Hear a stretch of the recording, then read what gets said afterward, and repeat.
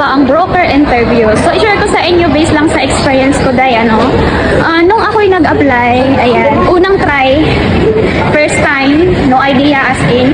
Then, ang maganda lang sa akin kasi bago ako nakapag-apply walk-in sa agency dyan sa Pinas, is kabisado ko na yung introduce yourself. So, pagdating ko doon sa walk-in, sa agency, doon, day, video call lang kami that time kasi nga is pandemic pa. Ang una niyang tinanong is introduce yourself. So, kesyo kabisado ko nga yung introduce yourself, so tuloy-tuloy pa yung aking pag-i-English. So, may mga tips lang ako, no, lalo na pag barya-barya lang yung English natin para hindi tayo mag-distract. Eye to eye, then laging nakangiti kahit kabadong-kabado ka na dahil kasi mas magaan pa rin kausap yung nakangiti ka. So, then, may mga follow-up questions sila, tatanong sa'yo, tulad sa akin, no, gaano mo katagal gusto mag-work dito sa Hong Kong. So, ang